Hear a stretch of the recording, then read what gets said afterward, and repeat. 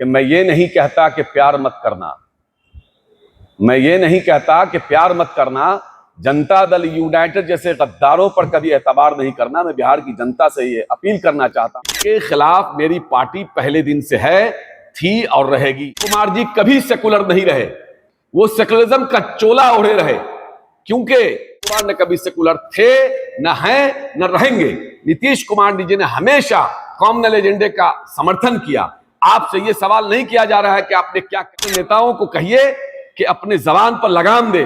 कोई कहता है कि मौलवी मुल्ला को हम नहीं पहचानते, हमको कोई मतलब नहीं है। कोई कहता है मियां साहब हमको वोट नहीं देता है। कोई कहता है मुसलमान यादव कुशवाहा वोट नहीं देता है। 4 दिन पहले एक बहुत बड़ा झूठ बोला पार्टी कार्यालय में बैठ करके, और हद तो ये हो गई कि जब हमारे मीडिया के भाइयों ने उनसे कोई सवाल किया, एक भी सवाल का जवाब नहीं बोला, जवाब नहीं दिया।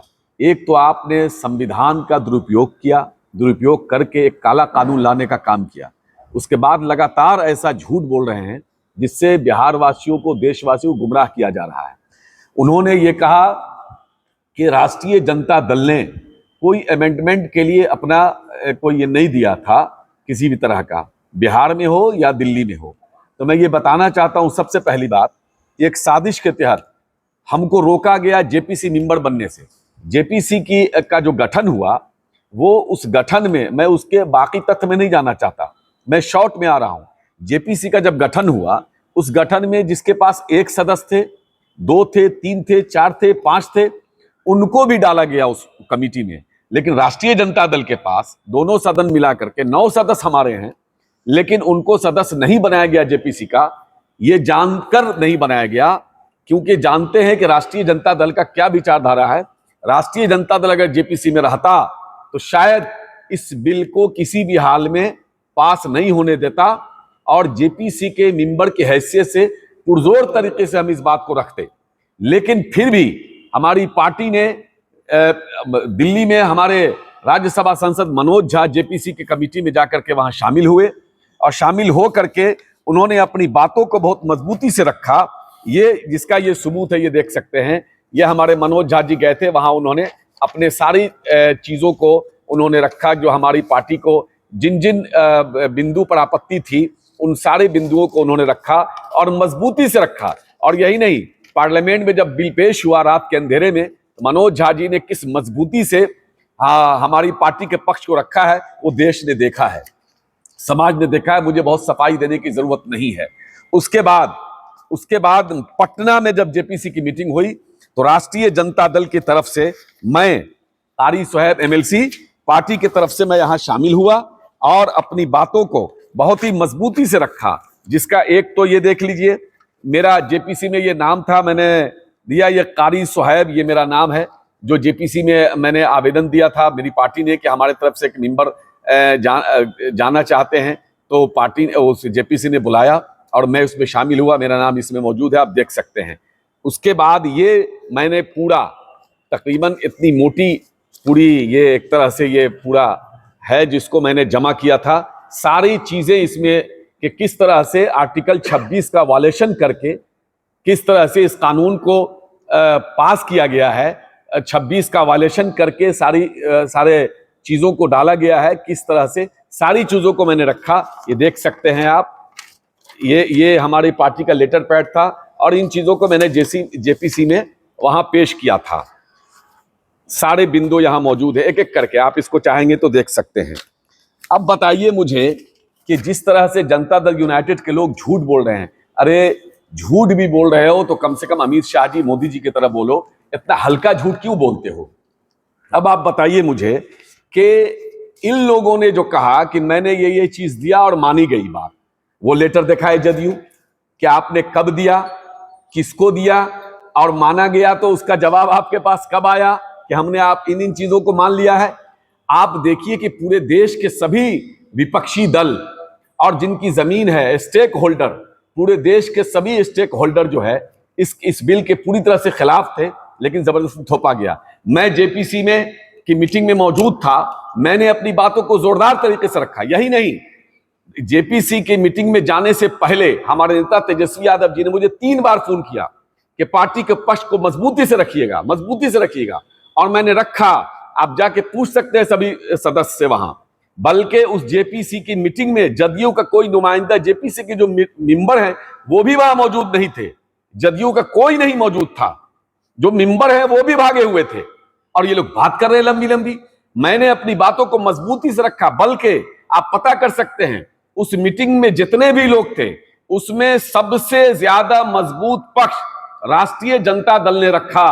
और यही वजह है कि काफी हंगामा भी हो गया था। कई माननीय सदस्य खड़े होकर के हमारे राष्ट्रीय जनता दल के पक्ष में खड़े भी हुए और काफी हंगामा हुआ। वहां मीडिया के लोग या जो भी लोग बाहर रहे होंगे उनको पता है। और फिर बाहर निकल करके मैंने मीडिया को भी बयान दिया था।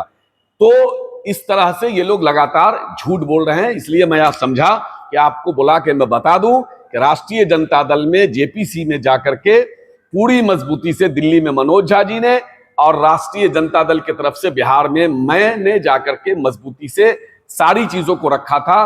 और इस बिल के खिलाफ मेरी पार्टी पहले दिन से है, थी और रहेगी।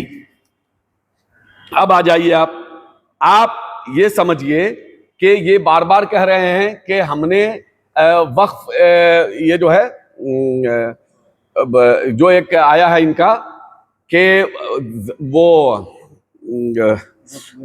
वक्फ बाय यूजर में मान लिया गया है। कहां मान लिया गया बात? ये तो और खतरनाक बना दिया गया है। मैं आपकी जानकारी के लिए बता दूं, वक्फ बाय यूजर में इन्होंने कहा कि जिस पर विवाद होगा वो कोर्ट में जाएंगे, उस पर वक्फ बाय यूजर लागू नहीं होता है। अब बताइए कि तकरीबन बिहार में कम से कम, मिनिमम की बात कर रहा हूं, 45 से 50 हजार कब्रिस्तान हैं, जिसमें से मात्र 9,000 कब्रिस्तान की घेराबंदी हुई है। उसमें 9,000 में से भी सिर्फ 862 कब्रिस्तान ही रजिस्टर हो सके हैं। 113 साल में आपने सिर्फ 862 कब्रिस्तान रजिस्टर्ड किया है, जबकि सारे लोग, समाज के लोग, अधिकारी लोग, सब लोग इतना बड़े पैमाने पर लगे तब। अब बताइए कि ये 6 महीने में या साल भर में जो इनका कब्रिस्तान घेराबंदी हो चुका है, क्या वो रजिस्टर्ड हो जाएगा? नहीं होगा। दूसरी बात कि इनका और खतरनाक वक्फ बाय यूजर और ज्यादा खतरनाक पहले से इसलिए हो गया कि जो कब्रिस्तान रजिस्टर्ड हो चुका है, अगर उस कब्रिस्तान के किसी एक कोने में, एक हिस्से में भी अगर विवाद है तो वो मेरे हाथ से गई। इसलिए गई कि भाई मुजरिम भी हम ही और कातिल भी हम ही, मुंसिफ भी और कातिल भी दोनों। ऐसा नहीं हो सकता है। सच्चर कमेटी की रिपोर्ट में यह साफ लिखा हुआ है कि पूरे देश में वक्फ की जो जमीन है उसका सबसे ज्यादा इंक्रोच जो है वो सरकार ने किया हुआ है, गवर्नमेंट ने किया हुआ है। तो अब बताइए कि उसका फैसला जो गवर्नमेंट इंक्रोच किए हुई है, जिस पर विवाद है, जिस पर केस चल रहा है, उस इंक्रोच को कौन हटाएगा? डीएम या डीएम के ऊपर के अधिकारी निर्णय करेंगे। अब वो खुद कब्जा किए हुए हैं और वो खुद कहेंगे कि हमने गलत कब्जा किया, वो मैं छोड़ रहा हूं। इतने सालों से जो सरकार उसको नहीं छोड़ा सकी, उसका इंसाफ नहीं दे सकी, उसका फैसला नहीं दे सकी, ट्रिब्यूनल को आपने पूरी तरह से खत्म ही कर दिया है। तो ये सरासर नाइंसाफी है, ये झूठ है, ये आईवॉश किया जा रहा है कि हमने इस कानून को बदलवा दिया और ये किया और वो किया, बल्कि वक्फ बाय यूजर और ज्यादा खतरनाक हो गया है। अब ये कहते हैं बार बार कि हमने दंगा रुकवा दिया। मैं जो दंगा को आपने बढ़ाया है, 2018 में बिहार में कुल सांप्रदायिक घटनाएं 167 थी, जो पूरे देश का 33% है। पूरे देश में जितना दंगा हुआ उसका 33% अकेला बिहार में हुआ। 2019 में 135 सांप्रदायिक घटनाएं हुई, जो पूरे देश का 31% है। 2020 में बिहार में कुल सांप्रदायिक हिंसा घटनाएं 117 थी, जो देश भर की सांप्रदायिक हिंसा का 14% है। 2021 में बिहार में कुल सांप्रदायिक हिंसा के मामले 51 थे, जो देश भर में सांप्रदायिक हिंसा के 13% है। 2022 में कुल सांप्रदायिक हिंसा के मामले में 60 थे, जो देश भर के जितने हुए उसमें 22% है। कहने का मतलब यह है कि देश को पूरी तरह से आग की भट्टी में झोंका जा रहा है। ये एक हिंदू मुसलमान को आपस में लड़ाने की एक बड़ी साजिश हो रही है। सब लोग समझ रहे हैं। जो भी आदमी संविधान पर थोड़ा भी भरोसा करता है, वो इस बिल के खिलाफ है। ये बिल पूरी तरह से काला कानून है और इसको राष्ट्रीय जनता दल किसी भी हाल में स्वीकार नहीं करता है। पार्टी के नेता ये कह रहे थे, एक एमएलसी साहब हैं, वो कह रहे थे कि अमित शाह जी ने समझा दिया है। अरे आपको अमित शाह पर भरोसा है, लेकिन अपने उलमाओं पर, अपने संगठन पर, अपने अंतरात्मा पर आपको भरोसा नहीं है। तो इन्हीं बातों के लिए मैं मुख्य तौर पर आपको मैंने बुलाया था। और एक अहम बात, ये जो बिल आने के बाद एक साइड इफेक्ट शुरू हो गया। यूपी में तो जो हो रहा है वो आप देख ही रहे हैं। पूरे देश के वक्फ संपत्ति पर जब भी हमला होगा, इसके जिम्मेदार नीतीश कुमार जी होंगे। नीतीश कुमार जी कभी सेकुलर नहीं रहे, वो सेकुलरिज्म का चोला ओढ़े रहे, क्योंकि 2014 से पहले इस तरह का कोई बिल आया नहीं था। लेकिन जब एक विशेष समुदाय को टारगेट करने वाला बिल जब भी आया, चाहे वो 370 का मामला हो, चाहे वो 3 तलाक बिल का मामला हो जो हमारे मजहबी मामले में दखलंदाजी की गई, चाहे वो एनआरसी का मामला हो, सीएए का मामला हो, जबरदस्त तरीके से इन्होंने उसका समर्थन किया। उस बिल को पास होने में आप किस बात के सेकुलरिज्म की बात करते हैं? बिहार के लोग ये पूछना चाहते हैं कि आखिर आपने इन बिलों का समर्थन क्यों किया? और हद तो जब हो गई जब हमारे मस्जिद, मदरसे, खानकाहों पर और हमारे इदारों पर हमला करने वाला बिल आया, तो आपने उसका खुल के समर्थन ही नहीं किया, बल्कि उसकी दलील में आपने मुसलमानों को नीचा दिखाने की कोशिश की। इसलिए इसको कभी माफ नहीं करेगा। नीतीश कुमार ने कभी सेकुलर थे, न हैं, न रहेंगे। नीतीश कुमार जी ने हमेशा कॉमनल एजेंडे का समर्थन किया। आपसे ये सवाल नहीं किया जा रहा है कि आपने क्या काम किया, नहीं किया। काम तो होता है, होता रहा है। और काम जो आदरणीय लालू प्रसाद यादव जी ने किया है, राबड़ी जी ने किया है, वो कोई नहीं कर सकता है। चाहे वो कब्रिस्तान की घेराबंदी का हो, आदरणीय लालू प्रसाद यादव जी ने इसको शुरुआत की थी। इसी तरह से चाहे वक्फ बोर्ड का मामला हो, चाहे वक्फ बोर्ड के जो कब्जा की हुई जमीन है, उस पर आदरणीय लालू प्रसाद यादव जी ने कहा था कि जितने भी डक बंगला हो या अगल बगल जो वक्फ की संपत्ति है, उस पर जो लोग कब्जा किए हुए हैं उनको छोड़ाना होगा, उन कब्जे से आजाद कराना होगा। तो आप देखिए मोतिहारी में, ये आप देख सकते हैं, पकड़िए, ये देखिए, ये मोतिहारी में किस तरह से एक वक्फ की जमीन को कब्जा करने के लिए अपराधी लोग पहुंचे। 2 तारीख को बिल पास होता है और 4 तारीख को अपराधी लोग मोतिहारी में उस वक्फ की जमीन पर कब्जा करने के लिए पहुंचे।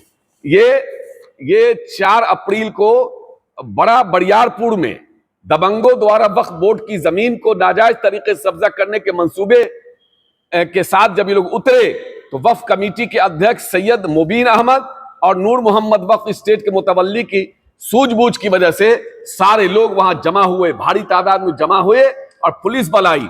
अफसोस की बात यह है कि सीओ और थाने आए वहां पर लोगों के कहने पर, लेकिन उन अपराधियों को यह कह के छोड़ दिया गया कि आइंदा आप ऐसा काम नहीं करेंगे।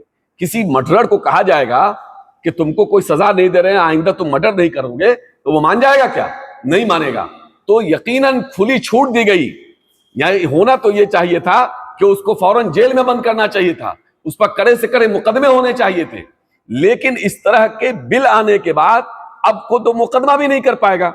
हम अपने बाप दादा को दफनाने जाएंगे, कोई भी आदमी एक ढेला मार देगा और जाके डीएम को, कमिश्नर को कह देगा कि भाई ये जमीन विवादित है, ये मेरे दादा की थी या सरकारी है, हो गया, नहीं आप दफना सकते हैं। अब उस पर फैसला करना है, अब वो डीएम फैसला करेंगे या डीएम के ऊपर के अधिकारी फैसला करे, कोई करे, सरकार फैसला करेगी। जब सरकार फैसला करेगी, जाहिर सी बात है क्या हालत है देश के, किस तरह से पक्षपात किया जा रहा है। तो ये सारी चीजें हैं और किस तरह से आप जबरदस्ती 2 आदमी को घुसा रहे हो। और हाँ, बार बार ये पसमानदा की बात करते हैं। बताइए, क्या कभी कोई बता सकता है कि वक्फ का जो एक्ट है, उस एक्ट में कहीं भी लिखा हो कि इसमें पसमानदा नहीं हो सकते हैं मेंबर, कहीं लिखा हो कि ये महिला नहीं हो सकती है? ये सरासर झूठ और लोगों को वरगलाने की बात है। बहुत सारे पसमानदा सदस्य हैं इसी बिहार में, कहकशा परवीन पसमानदा भी हैं और वो महिला भी हैं, वो भी सदस्य हैं। पूरे देश भर में 4-5 स्टेट में जो महिला हैं वो वक्फ बोर्ड की चेयरमैन है। कश्मीर चले जाइए, उत्तराखंड, कई जगह, और उसके मेंबर भी पसमानदा भी हैं। हर समाज के, हर वर्ग के लोग हैं और हमेशा रहते आए हैं। मुतवल्ली लोग हैं, उसमें सब तरह के लोग हैं। वक्फ बोर्ड की जो कमेटी बनती है जिला में, औकाफ की जो कमेटी बनती है, उसमें भी सब समाज के लोग हैं। तो ये सीधा सीधी ये लोगों को बड़गलाने की बात हो रही है। अगर आप पसमानदाओं के लिए इतने ही चिंतित हैं तो आप घोषणा कीजिए कि बिहार में जो है हम 50 पसमानदा को टिकट देंगे। आप घोषणा कीजिए कि जो सच्चर कमेटी और रंगनाथन मिश्रा कमीशन की जो रिपोर्ट आई है उसमें पसमानदाओं की या मुसलमानों की जो हालत है वो दलितों से भी बदतर है, तो हम उन दोनों रिपोर्ट का लागू करेंगे। नहीं कर सकते हैं। ये सब झूठ बोलते हैं और बगलाने का काम करते हैं।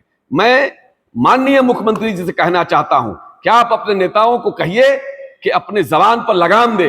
कोई कहता है कि मौलवी मुल्ला को हम नहीं पहचानते, हमको कोई मतलब नहीं है। कोई कहता है मियां साहब हमको वोट नहीं देता है। कोई कहता है मुसलमान यादव कुशवाहा वोट नहीं देता है, हम उसका काम नहीं करेंगे। तो जरा होश में रह के बोला करें। मैं इन्हीं बातों के लिए मैं आपके सामने आया था, और बाकी हमारे शक्ति भाई हैं या ये लोग बोलेंगे, और आपका कोई सवाल होगा तो मैं लूंगा। तय कर लिया है कि मैं ये नहीं कहता कि प्यार मत करना, मैं ये नहीं कहता कि प्यार मत करना। जनता दल यूनाइटेड जैसे गद्दारों पर कभी एतबार नहीं करना। मैं बिहार की जनता से ये अपील करना चाहता हूं कि इस पार्टी में भाजपा की आत्मा घुस चुकी है। भाजपा नेता ये लोग बन चुके हैं, और भारतीय जनता पार्टी का एक सेल है जनता दल यू। इसलिए तेजस्वी यादव बिहार के मुख्यमंत्री बनेंगे और सभी के साथ इंसाफ होगा, और किसी संविधान के किसी आर्टिकल का वायलेशन नहीं होगा। धन्यवाद।